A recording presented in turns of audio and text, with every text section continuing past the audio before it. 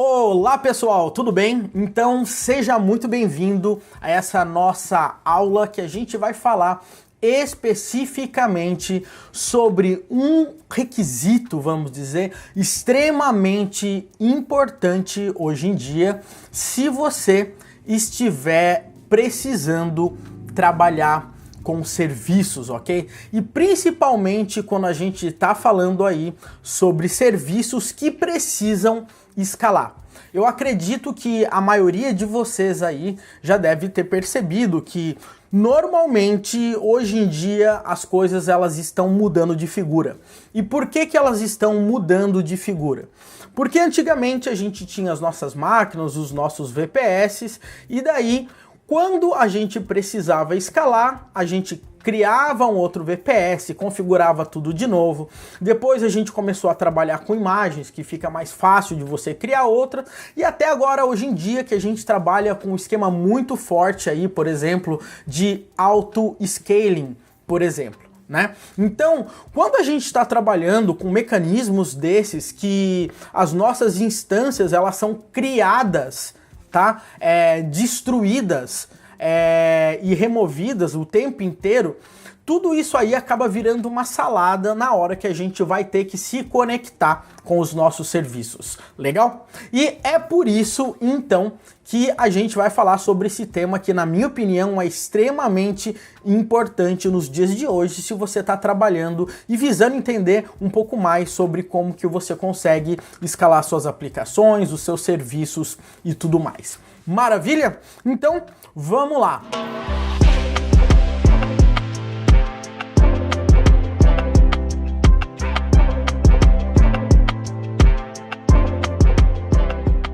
O que é o famoso Service Discovery? Eu vou ler aqui para você essa definição que eu mesmo escrevi. O Service Discovery ele nos ajuda a encontrar serviços para que possamos, de forma dinâmica, fazer as requisições para as instâncias efêmeras, ou seja, novas máquinas com IPs e portas diferentes são criadas e destruídas o tempo todo. Então, o Service Discovery ele nos proverá um repositório atualizado de todas as máquinas online disponíveis para que nós possamos fazer as nossas requisições, tá? Se essa definição aqui não deixou muito claro como isso funciona, eu vou trazer aqui para você alguns exemplos extremamente simples para você entender um pouco melhor. E a gente vai dividir isso aí em duas partes principais, tá? A primeira parte é em relação a uma parte um pouquinho mais teórica que eu vou mostrar, e a segunda parte é onde que eu vou mostrar um pouco mais mão na massa para vocês verem isso aí funcionando. Fechou? Então, bora lá!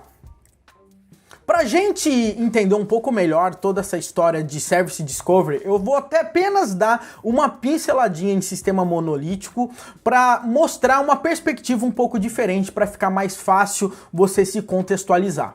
Então vamos imaginar que eu tenho um sistema monolítico. Se você não sabe o que é um sistema monolítico, praticamente ele é um sistema tradicional que você está acostumado a desenvolver, que tudo está dentro do próprio sistema. Então o que acontece? Eu tenho diversos contextos dentro do meu sistema monolítico, então vamos dizer que eu tenho um módulo de produto, de categoria, de checkout, de busca, e todas as vezes que você precisa de alguma informação, dentro do próprio sistema, você instancia as classes, você chama as instâncias, você usa dependency injection, não interessa a forma de como você está trabalhando, mas você está se comunicando internamente no sistema. Então você não tem um problema assim de encontrar esses módulos, esses serviços, ou seja, todos os contextos aí estão dentro da mesma aplicação, ok?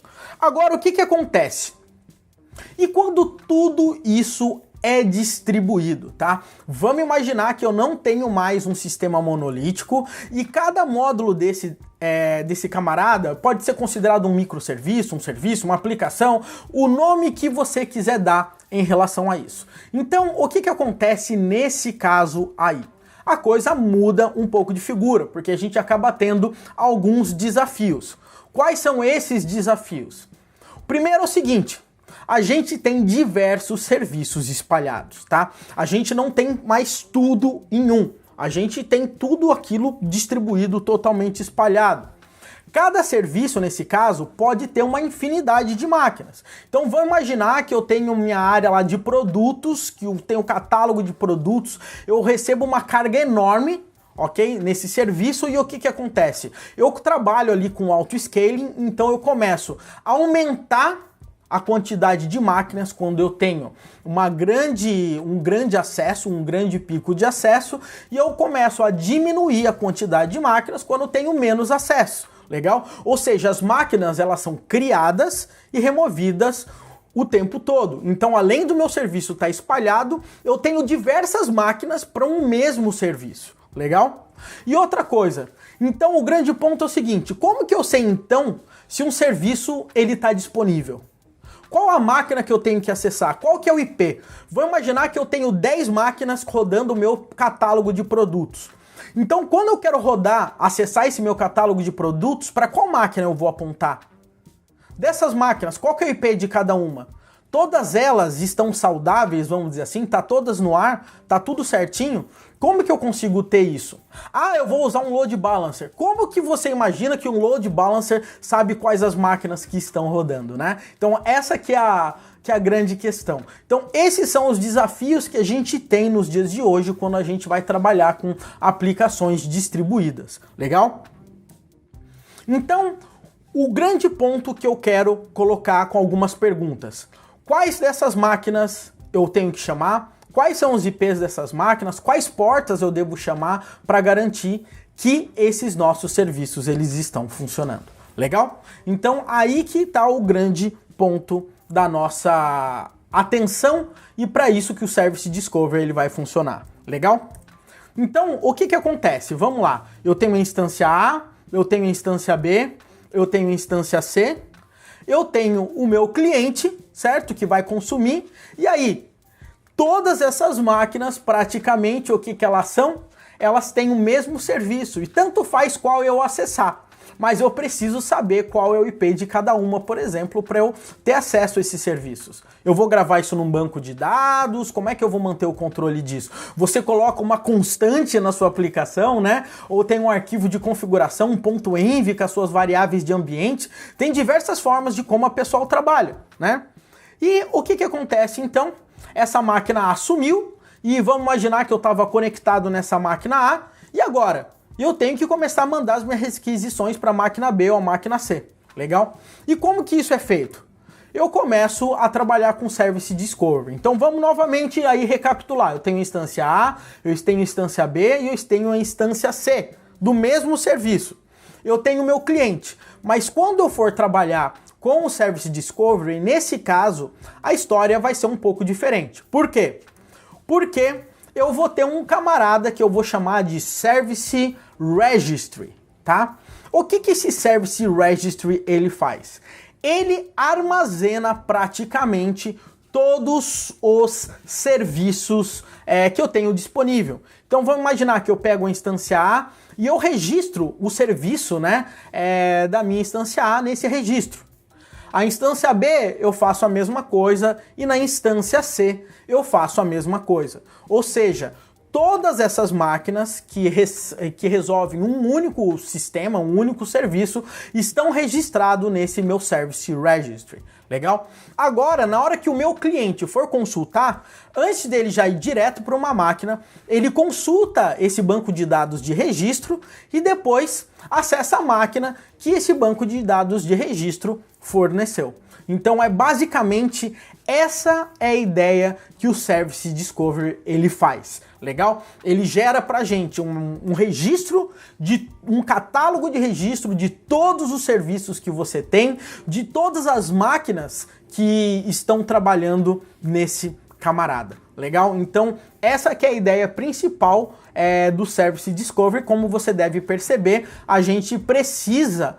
essa é uma ferramenta extremamente importante se você está trabalhando aí no mundo dos microserviços, por exemplo. Beleza? Então, como que eu trabalho com esses caras?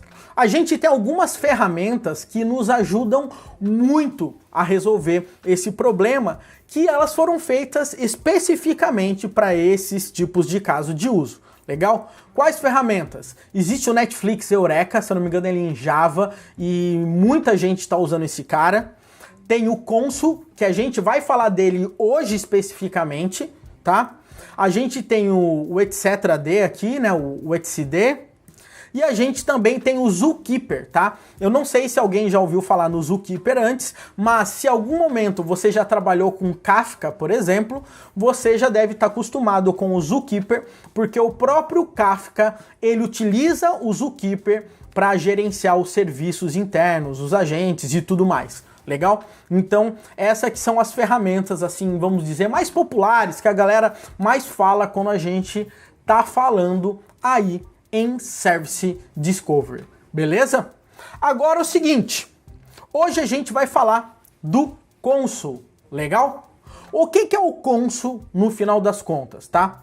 O Consul, ele tem esse logo aí, legal? Ele é feito por essa empresa que chama HashiCorp, inclusive essa HashiCorp ela é bem famosa, ela faz diversas soluções e ele é desenvolvido em Golang. A ideia principal dele, ele tem algumas ferramentas, alguns pilares que eles resolvem, né? Que o Consul resolve. Ele resolve esse ponto aí de Service Discovery, legal? O Consul, ele também resolve DNS, então ele tem um servidor DNS embutido nele mesmo, que ele ajuda a gente a encontrar os serviços, então isso é fantástico quando você está precisando trabalhar. E além disso, ele fornece uma API que você consegue fazer todas as consultas dessas informações. Legal? Também ele trabalha com a parte de health checking. Então o que acontece? Você quer ver se um serviço está no ar. Eu consigo fazer diversas checagens de saúde desses meus serviços. Eu consigo fazer requisições HTTP, consigo rodar scripts, consigo fazer chamadas TCP, eu consigo fazer um monte de coisa, tá? A gente inclusive vai ver isso hoje ainda, tá? Então o Consul, ele também é uma ferramenta super legal de health checking e ele também é uma Key Value Store. Legal? Ou seja, é como se fosse mais ou menos um Redis simplificado. Você consegue guardar informações que normalmente podem ser consultadas para nossa aplicação. Vamos imaginar que eu tenho um servidor MySQL, por exemplo. O MySQL eu tenho host, eu tenho user, a senha, o banco de dados e eu tenho um serviço que vai precisar acessar o MySQL. Aonde que eu pego essas informações de forma segura? Das informações do MySQL, por exemplo. Eu posso consultar o Consul e pegar essas informações, ao invés de eu ficar trabalhando com variável de ambiente, criando arquivo na mão, ou fazendo uma porrada de gambiarra que a galera faz. Você pode utilizar o Consul para resolver exatamente esse tipo de problema. Legal? Então, assim, o Consul é uma ferramenta fantástica e o que eu acho mais interessante é que ele é super, mas super simples de trabalhar de forma geral e também eu acho que a maior facilidade dele é o processo de instalação. Se você já olhou ali aquele bichinho ali, aquele mascote que a gente tem ali, você já deve saber ou deve ter reconhecido que a gente está falando da Golang. Ou seja, o Consul, ele é feito com Golang. E pelo fato dele ser feito com Golang, a gente tem diversas vantagens, tá? Uma vantagem é que ele é muito rápido, legal? E a outra vantagem é que ele é um executável, tá? Então, quando você vai trabalhar com Consul, para você fazer o processo de instalação dele, é simplesmente ridículo. Você descompacta um arquivo zip que você faz um download no site do Consul e você já está pronto para utilizar a ferramenta. Legal? O nosso objetivo agora aqui é eu fazer uma apresentação na prática aqui para vocês do que a gente vai mexer com o Consul. Legal? Então se prepara aí que a gente vai mexer um pouquinho com o Consul na prática e você vai entender um pouco melhor sobre Service Discovery de forma geral. Legal? Então eu preparei um ambiente aqui para a gente conseguir trabalhar com o Consul, para a gente não perder inclusive muito tempo com configurações e etc. Eu já tenho tudo mais ou menos aqui ajeitado para a gente trabalhar. Legal? Ah, eu esqueci de falar uma coisa também, que o console ele também tem um serviço de Secure Service Connection, ou seja, quando um serviço vai se conectar com outro, você consegue criar uma conexão criptografada entre um serviço e outro para garantir que esses caras também estão protegidos nesses pontos aqui. Daí você tem diversos controles que você chama também de intentions, que você consegue gerar o controle de acesso de serviço para o outro, tudo também trabalhando com o console, beleza? Como que o console funciona de forma geral? A ideia do console é assim, você tem um console server, certo? Que ele é chamado de líder. Eu posso ter diversos consoles servers aqui no nosso caso, legal?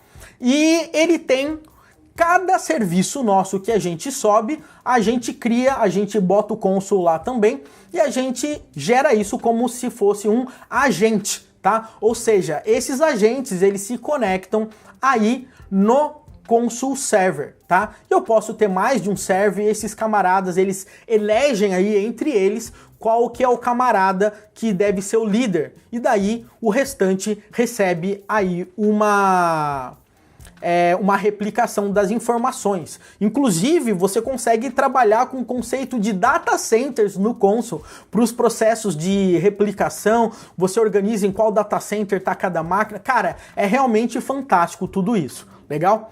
Então, a ideia é o seguinte, olha, eu tenho o console server, tá, ó, tem o console server e o líder, ele vai trabalhar com esses camaradas. Eu esqueci de falar uma coisa aqui também.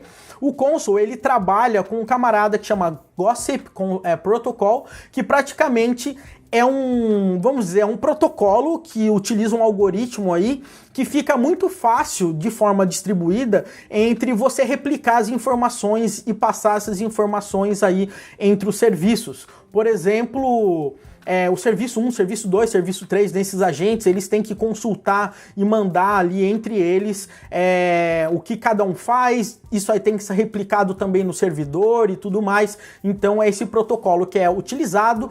Sou bem honesto com você, eu não sou especialista nesse protocolo, mas eu sei que o console trabalha com ele, legal? Qual que é o exemplo prático que eu quero mostrar hoje em dia, tá? Esse é um exemplo, vamos dizer, muito clássico do pessoal que normalmente trabalha com console, quer apresentar o console para alguém, legal? Então eu vou usar exatamente esse, como se fosse o Olá Mundo do console, para você que está querendo entender e ver na prática como é que isso vai funcionar. Basicamente, a nossa ideia aqui que a gente vai fazer é o seguinte, a gente vai ter um console server, legal? Que vai ter um Nginx e ele também vai fazer um papel de proxy, você vai entender o porquê. E eu vou ter 2 web servers com Nginx. Esses web servers, eles vão rodar, vamos dizer assim, o mesmo serviço. O nome do serviço vai ser web server, legal? Então eu tenho 2 instâncias desse camarada aí. A minha ideia é que eu registre essas 2 instâncias, tá? No meu servidor do console. E quando eu acessar o Nginx que eu instalei no próprio servidor do console, o servidor do console o Nginx vai consultar o servidor do console, vai ver quais são os serviços disponíveis e vai passar uma máquina, por exemplo, uma instância para ele fazer o redirecionamento. Então isso aqui vai ser mais ou menos como se fosse um load balancer. Ora ele vai apontar para uma máquina, ora para outra máquina, legal? Então essa aqui é a ideia principal que eu quero mostrar para você aqui hoje. Eu tenho um server, eu tenho 2 instâncias. Quando eu acessar esse server consulta o console vai falar, acessa a instância 1, depois o console fala, acessa a instância 2, e a gente vai fazer isso na prática, utilizando no servidor do console o Nginx como um proxy, legal? E no web server, né, que tem instância 1, 2, um web server comum que a gente vai mandar cair num index.html lá pra gente, legal? Então a gente faz o join das instâncias, o console consulta um serviço, pega a instância do serviço e encaminha as requisições de forma alternada para cada instância, beleza? Então vamos botar essa parada aí na prática aí pra gente, legal? Então a gente tem o cliente que faz essa requisição. Então, o seguinte, pessoal, somente para você entender como que eu organizei as coisas, tá? Como você deve saber, eu vou ter que ter pelo menos, vamos dizer assim, 3 instâncias no meu sistema, né? 3 serviços. Eu vou precisar do console server e 2 clients do console, que vão ter o agente do console instalado. Legal? Então, para facilitar a vida nesse caso, o que eu fiz? Depois eu disponibilizo aqui também para vocês. Eu criei um Dockerfile, tá? Eu vou passar isso aqui para você, somente para você ter uma ideia. Esse Dockerfile, o que ele faz nesse nosso caso? Ele vai pegar uma imagem padrão do Nginx, vai instalar ali o Bash do Nginx, no Alpine, vai instalar o curl, uma ferramenta de binding tools e etc. Aí a gente vai baixar o zip do console, tá? Eu tô dando um wget aqui, se você vai ver. Depois eu vou descompactar o zip do console. Legal? E depois que eu descompactar, eu vou mover o binário do console para a pasta userbin, o srbin, e vou remover o arquivo zip. Legal? E depois eu vou criar 2 pastinhas aqui, que são pastas que a gente precisa utilizar na hora de subir o serviço do console. Legal? A gente tem uma pastinha que chama console.d, eu vou guardar ela no etc. E eu vou ter uma outra pastinha que é chamada de var/console.d. Legal? Então o meu Dockerfile, ele é extremamente simples. Praticamente, ele baixa o zip do console, descompacta e joga o binário para a pasta userbin para eu poder acessar de qualquer local do meu computador. Legal? Então, esse é o meu Dockerfile que eu vou precisar. E aí, eu criei aqui também um Docker Compose, tá? O Docker Compose tem 3 serviços principais. O primeiro serviço aqui, ele chama console master, legal? Ele vai liberar aqui a porta 8080 para a gente acessar o Nginx dele, legal? E ele vai liberar uma porta aqui que é a UI do servidor do console, onde a gente tem a visão gráfica do console para a gente poder acessar também. Legal? Então esse aqui chama Console Master, o nome desse nosso serviço. Legal? Tanto o Console Master quanto o Console Client aqui, Client 1, ele utiliza o mesmo Dockerfile para subir as instâncias. Legal?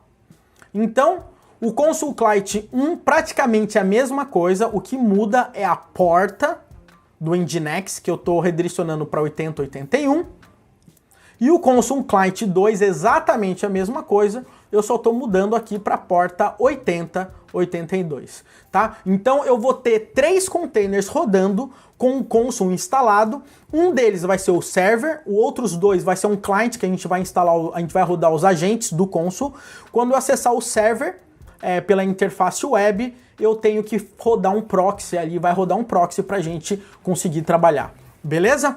Então, essa é a ideia principal de quando a gente está falando aí com o console. Legal? Vamos botar isso aí na prática para funcionar, tá? Somente para você saber, tá?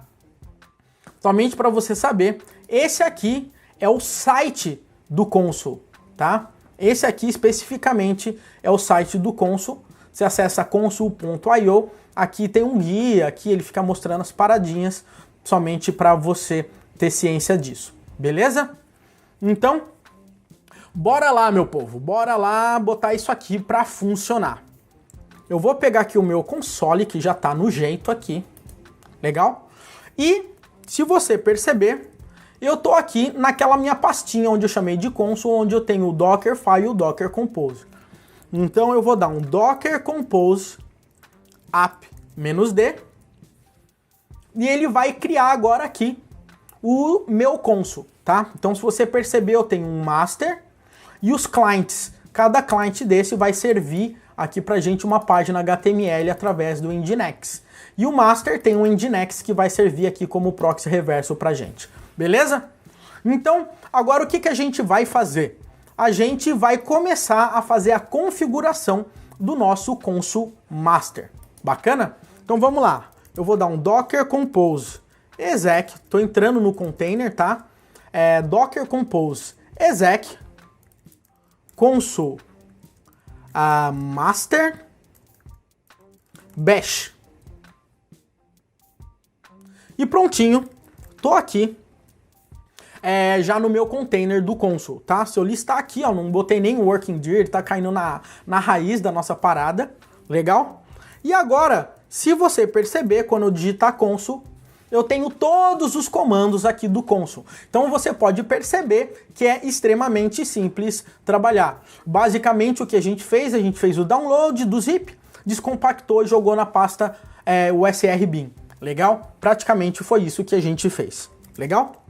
Agora, como eu disse para você, a gente quer subir um servidor com o console. Legal? Para esse cara, ele tem que ser, vamos dizer assim, o master da parada. É o cara que vai liderar a tropa, onde vai registrar todos os serviços ali. Então o que eu vou fazer? Eu vou iniciar esse camarada digitando console agent -server, eu estou indicando que ele vai ser o servidor, -UI, porque eu quero liberar também a interface gráfica para eu acessar pelo browser. Aí eu vou rodar um comando chamado -bootstrap, toda vez eu esqueço desse comando, bootstrap spect1. E agora, praticamente, pessoal, se você perceber, é bem simples você subir um serviço do console. Você vai decorar esses parâmetros, você pode copiar e colar que você vai conseguir subir. E aí eu tenho mais duas coisas que eu quero passar.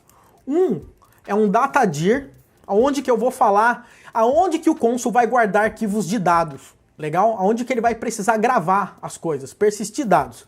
Então eu vou falar que fica na /var /console.d. Se você lembrar, se você tá lembrado, aqui no Dockerfile eu criei esse diretório, ó.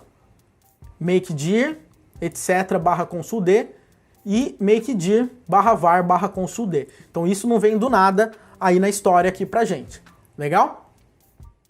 Aí, o que vai acontecer, tá? Eu vou colocar um -confdir, que é o diretório de configuração, e eu vou colocar /etc /console.d. Legal? E eu vou querer dar um nome também pro node desse meu servidor, para ele ter um nome para ficar melhor para a gente conseguir localizar. Então eu vou colocar aqui node, legal, -node, e eu vou chamar esse node aqui de console master, console -master, legal? E eu vou colocar também o seguinte, para eu poder acessar ele de fora da minha máquina e acessar o ambiente gráfico, tá? A UI do console, eu vou colocar o seguinte, -client 0.0.0.0, para eu acessar de qualquer URL, praticamente, batendo nesse server. Galera, é muito comando? É e não é, né? Basicamente, o que eu acabei de fazer eu registrei um server, falei para habilitar a UI, falei que esse cara aqui vai ter que carregar as configurações para ele eleger um líder e etc.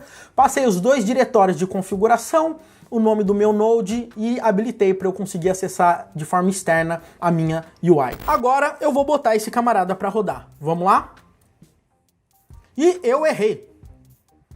Eu errei algum comando. Também digitei tanto.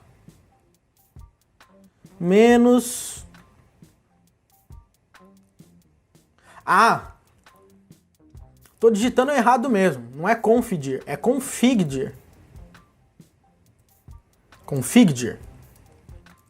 Configdir. E maravilha, galera. Se você perceber agora aqui, você vai ver que o nosso console, ele tá rodando. Legal? E ele tá falando aqui, ó. Olha só que interessante. Como ele é o server e só tem... ele começou a procurar aqui, ó, se tem algum console leader, né, algum líder do meu cluster de servers de console. Ele não achou. E aí ele fala, ok, eu só tenho um cara, então deixa aqui, eu vou virar o líder dessa galera, legal? Então é isso aqui que eu acabei de fazer aqui pra gente, legal? Ou seja, o nosso console server já subiu. Galera, percebe que é um comando e a gente já tem tudo rodando e configurado no nosso console, legal? Agora, o que acontece aqui pra gente também? Eu vou entrar de novo aqui, docker compose exec, abrir uma outra janela do meu terminal, tá, pessoal? Exec console master bash, tá? Por que eu fiz isso? Porque aqui eu vou deixar o processo rodando pra gente enxergar, e aqui eu vou rodar os comandos pra gente ver tudo isso aqui funcionar. Então eu vou rodar aqui, ó, console members, aqui pra mim, e você vai ver aqui, ó, que ele vai mostrar todos os nodes de console que eu tenho nesse momento. Então o que eu tenho aqui, por exemplo? Eu tenho o master, ele tem meu IP da minha máquina, a porta, tá falando que tá vivo, né? O status tá ok no ar, e ele é um servidor. Legal? Então é isso aqui que me importa. Tá tudo ok pro que eu tô precisando. Uma coisa interessante também é que eu consigo já de cara começar, por exemplo, testar os serviços de DNS, por exemplo, dele. Tá? Depois eu mostro isso aí com um pouquinho mais de calma. Mas, lembrando, pessoal, então vamos decorar aqui comigo para ficar mais fácil. Essas duas primeiras abas são do console server, tá? Legal? Então, isso aqui que é o mais interessante. Essas duas primeiras abas são do console server. Agora eu vou criar uma outra aba para eu entrar e subir o meu client, tá? Os meus servers que vão ser a minha instância. Então eu vou dar aqui, ó, client 1.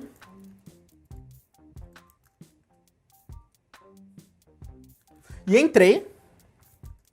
E agora, o que eu vou fazer? Eu vou subir essa máquina, eu vou botar o agente do console rodando como um client. Legal? Essa que é a ideia principal. A primeiro era o server, agora nesse client 1, eu vou chamar esse camarada de client. Legal? Então eu vou colocar, é muito parecido o comando, console agent, mas aqui eu vou falar datadir é igual a /var/console.d, aí eu vou colocar config_dir é igual a etc/console.d, menos node é igual a console client 1, ok? Então eu vou botar esse camarada aqui para rodar, beleza?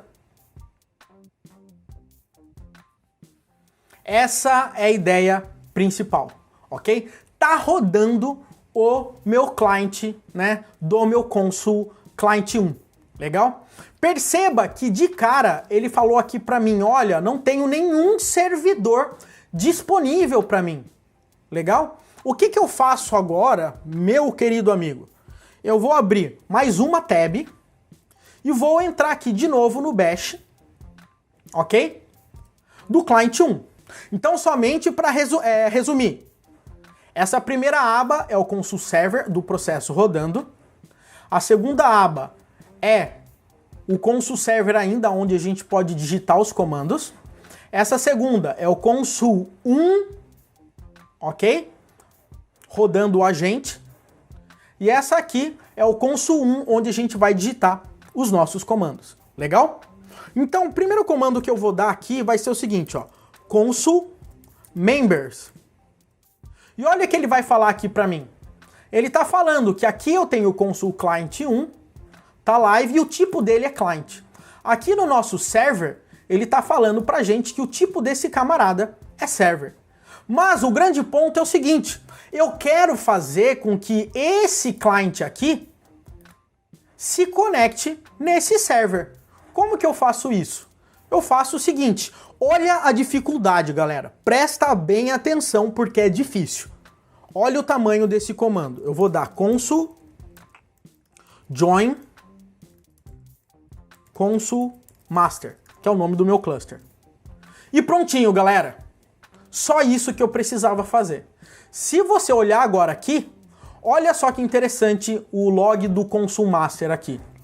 Olha só, o console master rodou como a live e entrou aqui, ó, entrou um novo member chamado console client 1, que ele acabou de entrar.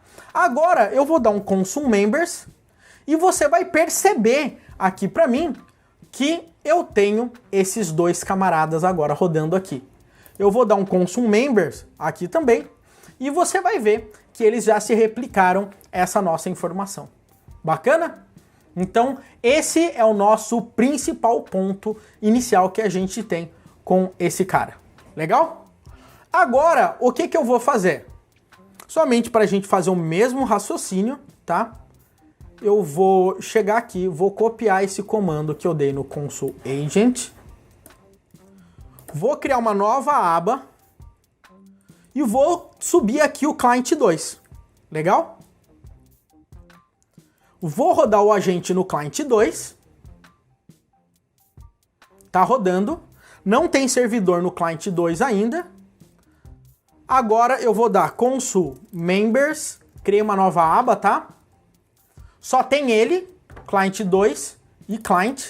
E agora eu vou dar um console join console master. E prontinho, ele entrou no meu master agora aqui. Então, olha só que interessante. Eu vou dar um console members e agora eu tenho as minhas 3 máquinas aqui para mim. Beleza? Então tá tudo rodando aqui no nosso cluster. Maravilha? Agora, olha só o que eu vou fazer aqui para a gente começar a brincar um pouco melhor com isso aqui. Somente para você se ligar.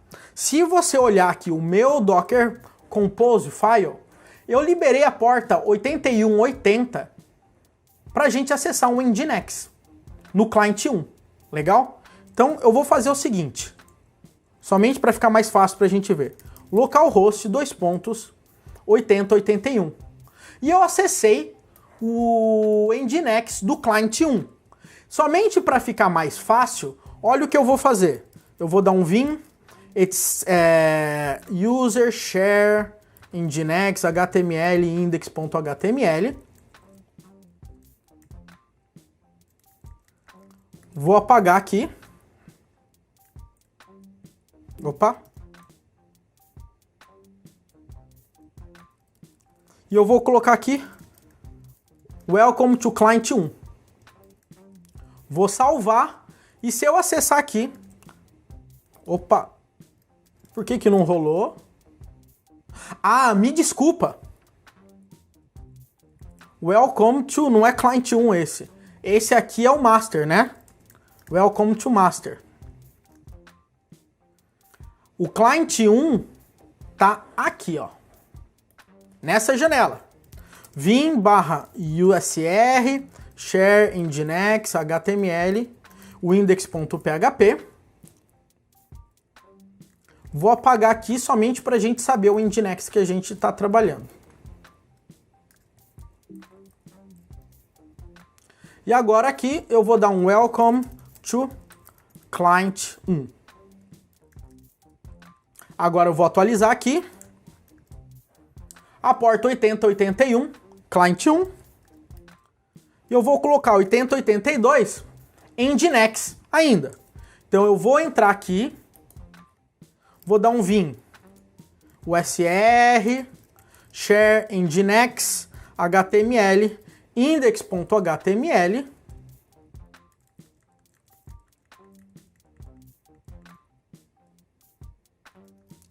E agora aqui eu vou dar um welcome to client 2.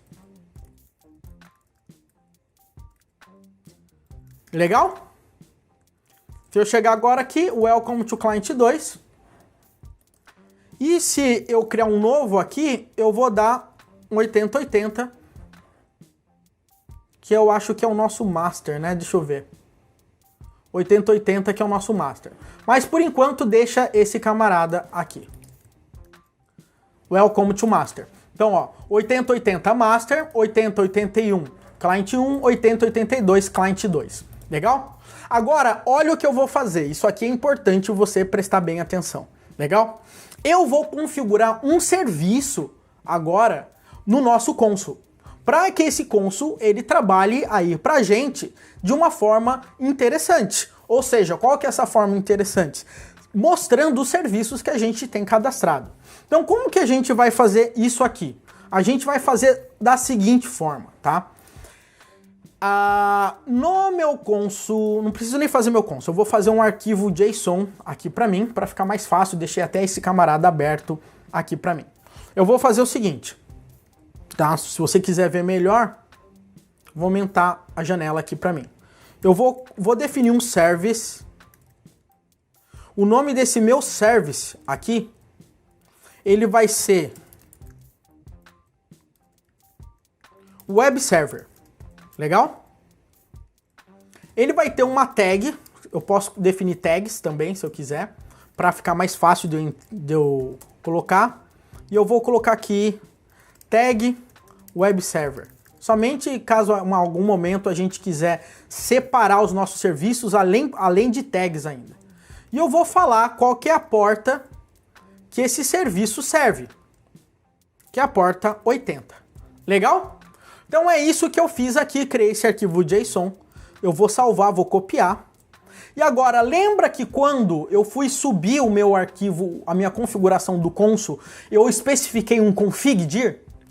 Eu vou nesse config.dir agora aqui, ó, que é o meu consul.d, e eu vou criar aqui um arquivo chamado webserver.json e vou colar essa minha configuração aqui.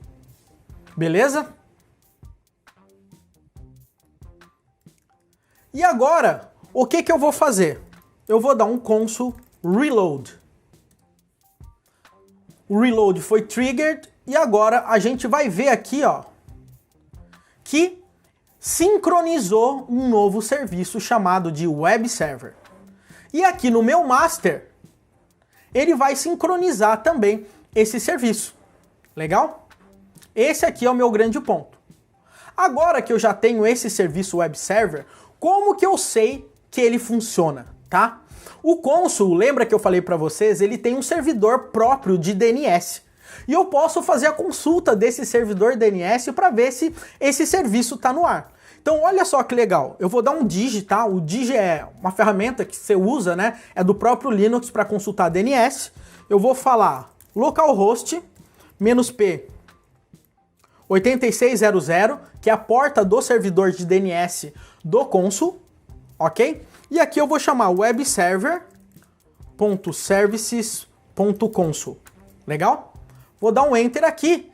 E se você perceber aqui, ele trouxe... Cadê meu web server? Deixa eu fazer o seguinte. SRV. O que está acontecendo, meu amigo? Eu não sei porque meu IP não está aparecendo aqui. Deixa eu só fazer um teste. Tá errado isso aqui também, né, meu amigão? Vamos lá. Não é services, é service. E olha só que interessante. Ele está mostrando o meu serviço. Tá falando a porta dele. E aqui para mim, tudo bonitinho. Legal? E ele passa qual que é o IP desse meu serviço que está acontecendo. Legal? Então essa aqui é a ideia principal aqui, ó. Eu já tenho um serviço chamado web server que eu já consigo consultar através do servidor de DNS do Consul aqui para mim. Legal? Agora vamos fazer a mesma coisa, tá? No client 2. Então eu vou dar um vim /etc /consul.d webserver.json e eu vou criar esse mesmo arquivo aqui para mim. Mesma coisa, eu estou dizendo que esse cara é um serviço, eu vou dar um consul reload e aqui ele vai sincronizar o serviço de web server. Quando eu rodar agora aqui para mim, ó, para eu consultar os serviços, olha só que legal. Ele está trazendo agora para mim os meus dois serviços dos meus dois nodes, legal? Então olha só, ele está falando que esse serviço web server está no Consul Client 1 e no Consul Client 2, legal? Isso aqui que é o mais interessante. Se eu não quiser mais detalhes do serviço, eu tiro o SRV e ele traz para mim os serviços e os IPs da onde esse serviço está rodando. Legal?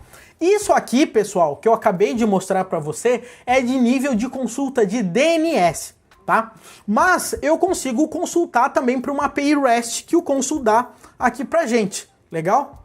A API é o seguinte, eu vou dar um curl, http localhost 2.8500 v1 /catalog /service /web server, que é o nome do meu serviço, né? Observer. E eu vou colocar aqui pretty para ele mostrar o JSON de forma bonitinha para a gente ver. Então olha que legal. Aqui eu consigo consultar os meus serviços. Legal? Então eu tenho web server, onde eu tenho a máquina, o Consul Client 2 e o Consul Client 1 que eu tenho para trabalhar. Legal? Então com isso, pessoal, a minha aplicação agora, ela consegue consultar e saber todas as máquinas de forma dinâmica que o Consul tá rodando bonitinha. Legal? Então essa que é a ideia principal, galera. Agora eu não tenho mais dúvida de que máquina que eu caio. Eu tenho o resultado das máquinas. E pra gente ver isso na prática funcionando, olha que bacana que a gente vai fazer. Eu vou chegar agora aqui no meu Consul Master e eu vou editar o arquivo de configuração do Nginx. E eu vou fazer alguns ajustes bem simples para você entender. Eu vou acessar o Nginx aqui, ó, nginx conf.d default.conf, legal? E aqui, nesse location aqui, ó, antes, eu vou fazer o seguinte. Eu vou criar aqui um resolver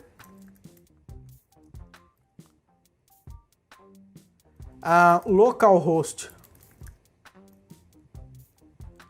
2.8600, acho que valid é igual a 250 ou 200. E também vou dar um set web server, que é uma variável que eu acabei de criar. Aqui para mim, deixa eu ver qual que é a melhor forma de eu fazer.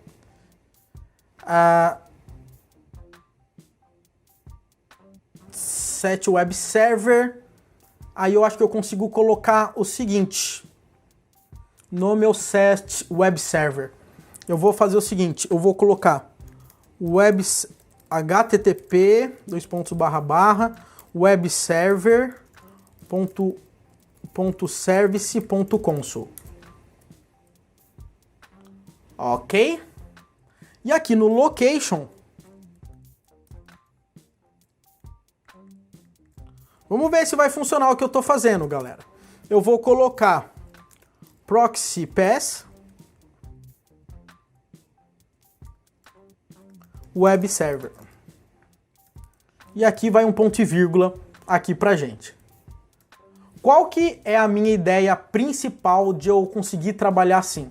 Eu tô falando que pro meu Nginx, para ele resolver o DNS, ele usa a tabela de DNS do meu Consul, ok?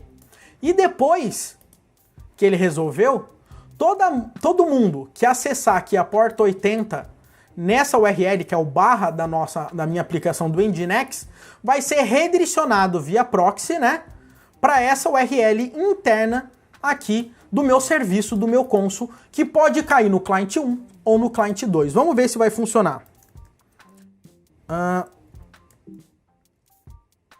Eu tenho que dar um Nginx -s reload. Reiniciei aqui o meu Nginx. E vamos ver se isso aqui vai funcionar. Eu vou acessar aqui o master e agora vamos ver. O master mandou para o cliente 1, cliente 2. Perceba, galera, que agora, hora eu tô caindo no cliente 1 e hora eu tô caindo no cliente 2. Tá vendo? Ó? Na mesma aba, eu só tô dando o Ctrl R, tá? Por que que isso acontece? Porque eu estou usando, ok, a minha tabela de catálogo do Consul para o quê? Para que ele consiga simplesmente escolher qual serviço ele vai balancear a minha carga aqui que ele vai trabalhar. Beleza? Então essa que é a ideia principal, galera. A gente conseguiu trabalhar dessa forma aqui com o Consul. Legal? Vamos dar uma olhadinha na UI aqui do console, que é a 8500/UI. Essa aqui é a tela do console que a gente tem, legal? E se você olhar aqui, eu tenho o meu Node, que é o meu server, e aqui eu tenho aqui o meu web server, legal? Que é aquele meu serviço de web server que ele tá tagueando. E ele tá falando aqui que ele tem duas máquinas aqui, ó, dois nodes que a gente vai poder trabalhar, legal? O Console Client 1 e o Console Client 2, e esses dois caras estão de pé, legal? Bacana? Mas perceba, ele tá checando aqui pra gente usando node checks. O que é um node check? Ele tá verificando se o console, né, tá online. Praticamente é isso. Ele tá verificando se o console do client 1 tá online. Mas ele não tá verificando se o Nginx está online. Legal? E se o Nginx meu cair? O que acontece? O meu console precisa saber. Senão, o que vai acontecer? Vai dar besteira, vai dar erro, vai dar problema aqui para mim. Beleza? Então eu vou fazer um exemplo muito claro aqui para você. Eu vou acessar o Nginx do client 1, confd, e eu vou mudar a porta do Nginx aqui para a porta 8088, por exemplo. Opa. Então eu vou dar aqui Nginx -S reload. E agora aqui, ó, olha só o que eu vou fazer. Eu vou dar um atualizar e ele tá mandando aqui só pro meu client 2, porque ele se tocou que a porta 80 aqui do meu client 1 tá com problema. Deixa eu dar um atualizar aqui para mim. Mas o node check ainda está funcionando. Como que eu consigo verificar se essa minha porta 80 ela tá rolando realmente? Legal? Então a gente tem aqui um esquema de você fazer uma verificação aqui no próprio arquivo do console.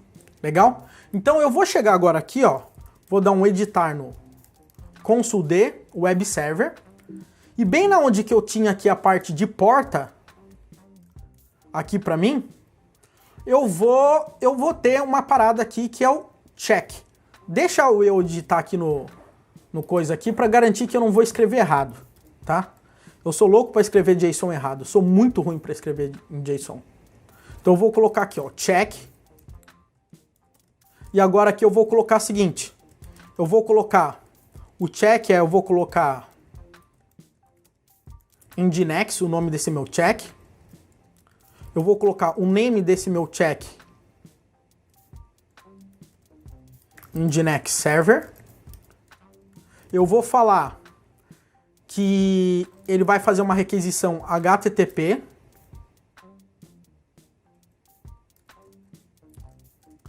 E depois que ele fizer um HTTP, ele vai dar um HTTP // localhost, que ele vai tentar acessar o Nginx. Eu vou falar que ele vai usar o método get. Vou falar para ele fazer essa verificação a cada 10 segundos. E eu vou falar que quando ele tiver um timeout para dizer que está fora do ar, se ele ficar 1 segundo fora do ar, ele já vai dar um timeout aqui para gente. Eu acho que é isso aqui. Vou copiar. Vou remover tudo isso aqui. Vou colar aqui no meu Vim. Vou dar um console reload aqui para mim. E ele vai fazer o reload dessa alteração aqui pra gente. Beleza? E olha só. Carregou e agora, ó, ele já tá dando o erro aqui pra gente, ó. Ele já tá falhando aqui pra gente. Por que ele tá falhando? Porque eu tinha mudado a porta 8088. Legal? Deixa eu só fazer essa mesma alteração aqui, etc. Console D.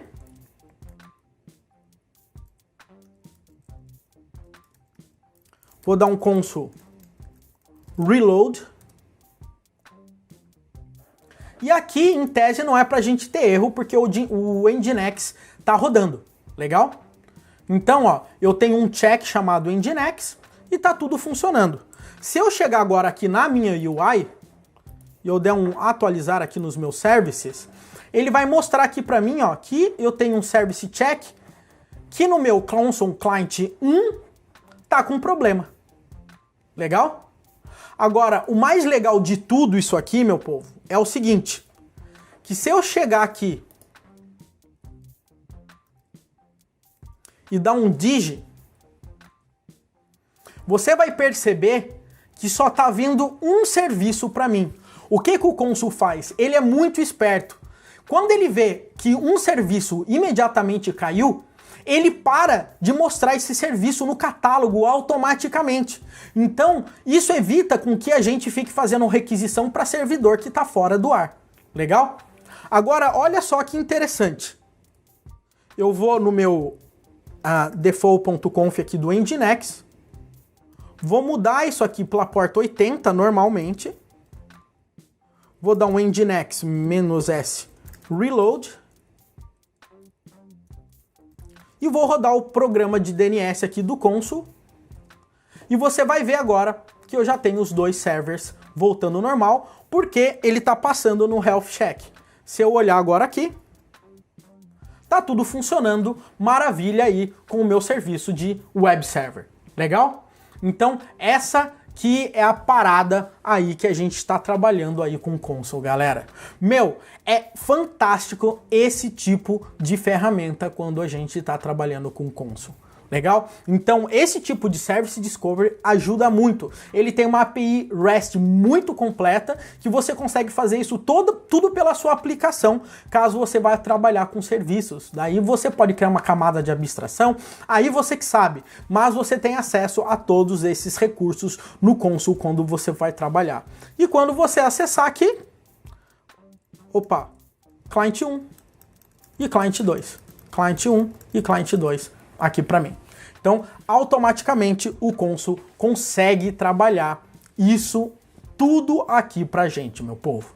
Pra gente finalizar com chave de ouro, eu quero dar um bônus, vamos dizer assim, tá? Que é o seguinte, eu quero mostrar um outro recurso que o Consul tem, que é o Key Value Store, tá? Imagina que você tem uma senha de banco de dados, dados sensíveis, você não quer ficar gravando em arquivos de variáveis, arquivos variáveis de ambiente ou criando arquivos textos, mas você quer que todas as máquinas que usem determinados serviços, tá, tenham acesso a esses arquivos para que eles consigam consultar e usar na aplicação.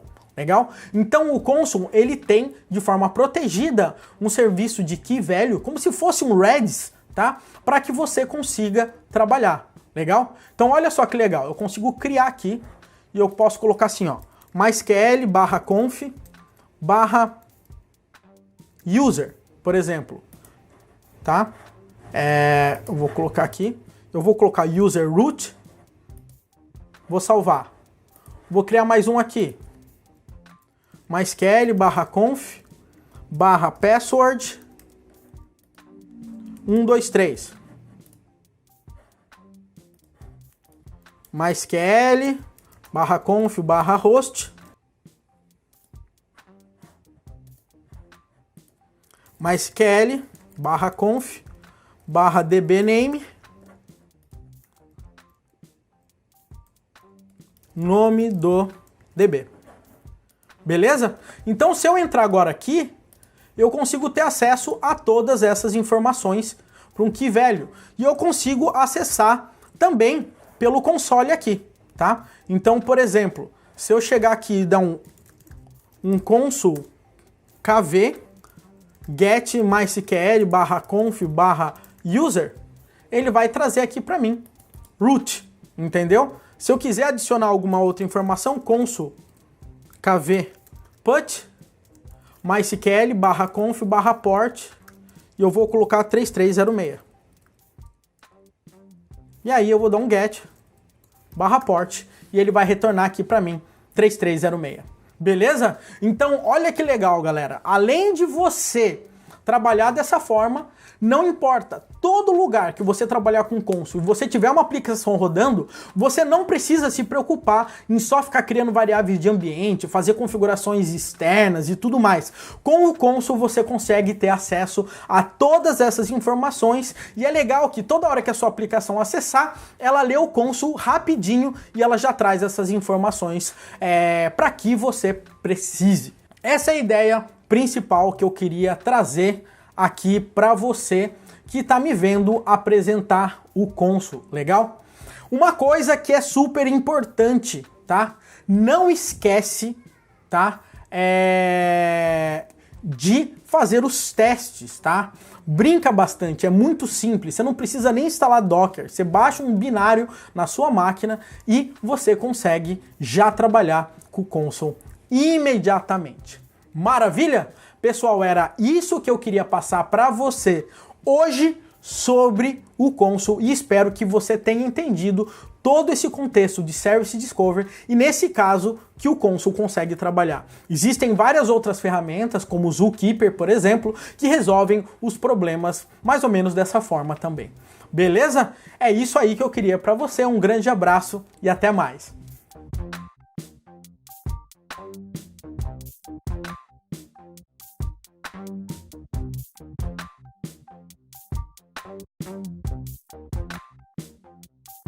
Thank you.